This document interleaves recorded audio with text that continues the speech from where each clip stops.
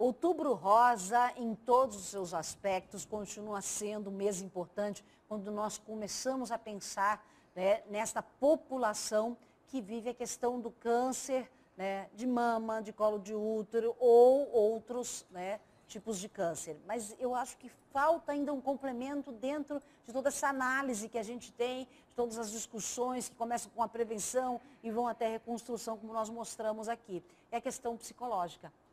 O emocional, que muitas vezes não é debatido, e ele tem uma grande importância dentro desse contexto. Importante que a gente fale de todos os outros temas, sim, mas esse eu acho que falta um pouquinho, né, Rosiane? Com certeza, até porque, na verdade, ele tem um peso significativo, né, Magda, né, nesse aspecto aí da doença. Até para a questão da cura.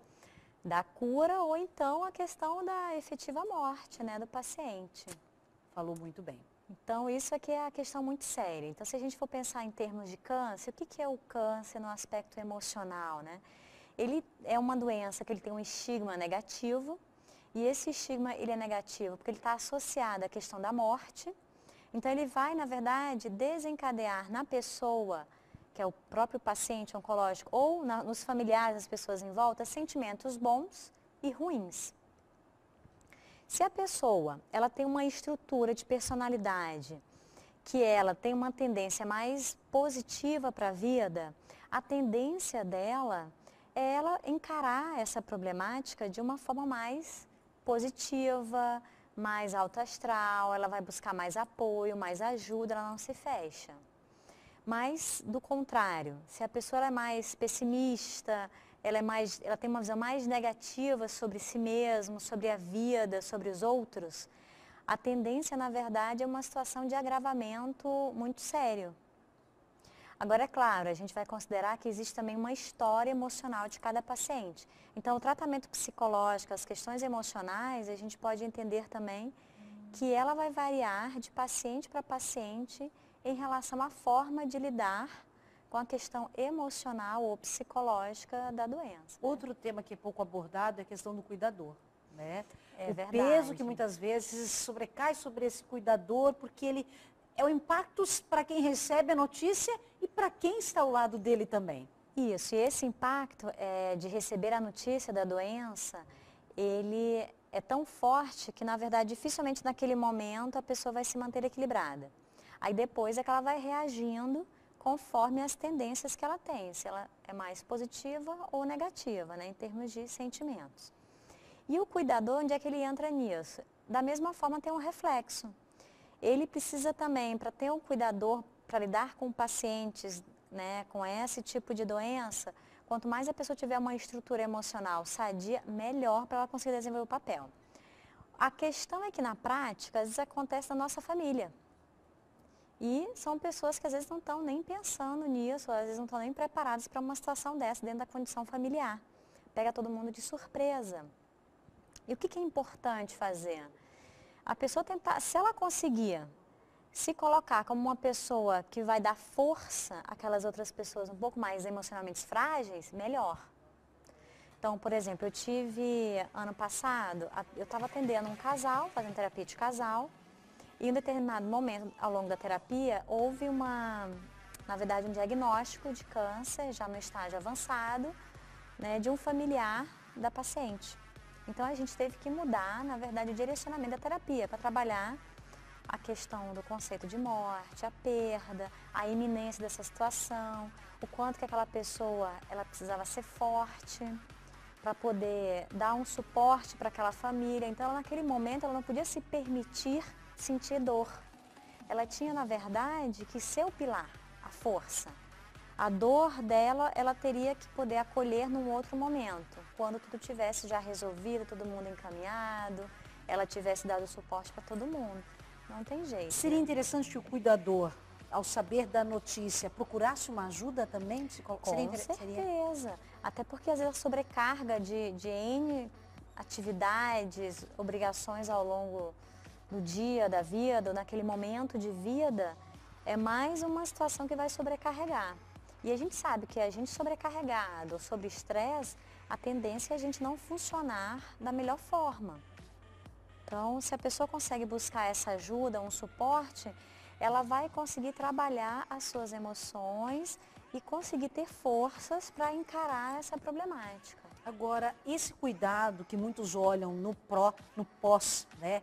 Após você ter passado pela químio, após você ter passado pela perda, né, a queda de cabelo, enfim, até pelos próprios conflitos pessoais, ou até uma possível perda de uma mama, vamos falar agora do câncer de mama. A questão da mutilação, Da né, mutilação, exatamente, é muito o pós. Ajudaria mais se no momento em que eu soubesse, eu também procurasse uma ajuda do terapeuta? Eu acho que a questão do câncer é legal, da questão do paciente oncológico, da família, né, Já do envolvida paciente com a gente isso. está falando agora, né? Seja da família do paciente, porque esses momentos todos também, no caso que você colocou, da quimio, que é a perda de cabelo, que vai fazer uma alteração no teu corpo, a tua imagem corporal ela vai mudar, isso dá um impacto. Porque a gente às vezes cresce o cabelo, a sobrancelha, alguma coisa assim, mas a gente não tem aquele impacto porque são coisas mais sutis. Uma queda de cabelo e assim, a questão do corpo ele vai modificando também muito rapidamente, então aquilo impacta aquela imagem, é muito impactante e ela tem um reflexo emocional. Então é importante o acompanhamento psicológico, na verdade, desde o início. Porque eu percebo que isso não acontece. Eu estou batendo muito nessa tecla, Rosane, que talvez falte um pouquinho desse cuidado, né, com a mente. Que a gente sabe que o corpo já está fragilizado e ele vira o foco principal. Sim. Mas com o corpo existe uma mente. A pessoa continua pensando, se olhando, sentindo ouvindo. Inclusive os sentimentos que, em geral, as pessoas podem vir a ter quando elas estão nessa condição de paciente oncológico. Depressão, ansiedade, ela se sentir agressiva, ela ter sentimento de culpa, não que ela vai ter necessariamente, mas são sentimentos que em estudos já foram detectados, né? Nessa fase. Isso, na fase da questão da doença em si, né? Ao longo da doença. Então, a própria, assim, o sentimento às vezes até um pouco de revolta do que está acontecendo, que é a aceitação da situação, um pouco também de angústia. Então, porque é uma situação complexa, né? Porque você vai lidar não só com a questão do aspecto físico da doença, mas toda a repercussão psicológica e emocional que essa doença ela causa, porque ela não é uma doença silenciosa. Se ela é silenciosa, então, e a pessoa descobre, muitas vezes já é uma situação de caso perdido, aí a coisa tem uma evolução rápida até a morte, né? No caso do cuidador, já que você falou dos sentimentos que afloram nesse período para quem tem a doença, para o cuidador, que sentimentos normalmente afloram?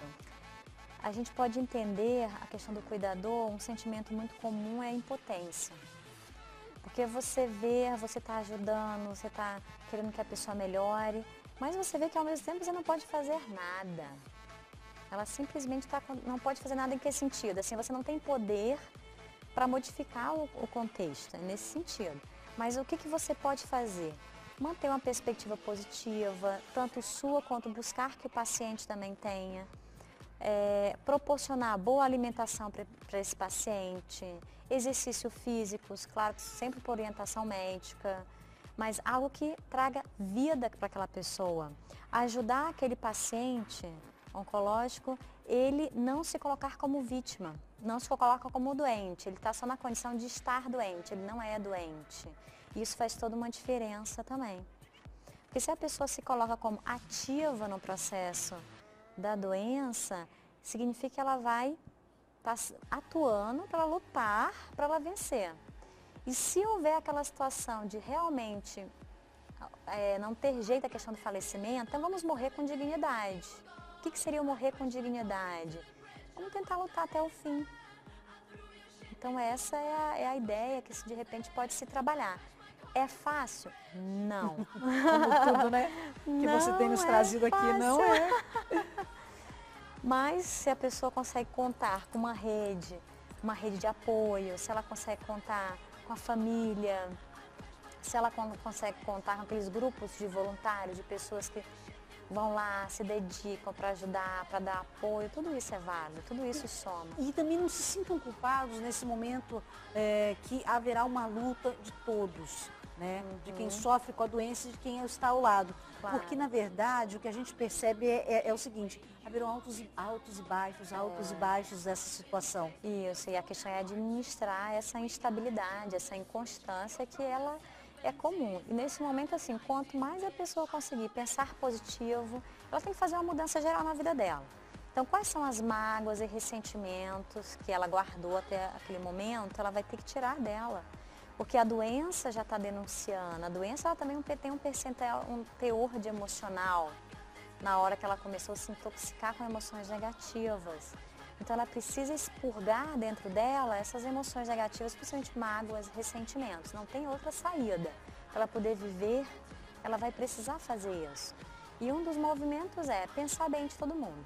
Esse é um movimento assim, muito positivo, que no momento que ela começa a fazer esse exercício, dela poder ser mais, digamos assim, poliana até melhor. Então, ver a coisa mais cor-de-rosa, eu acho que tem tudo a ver até com a cor, né, do Outubro Rosa.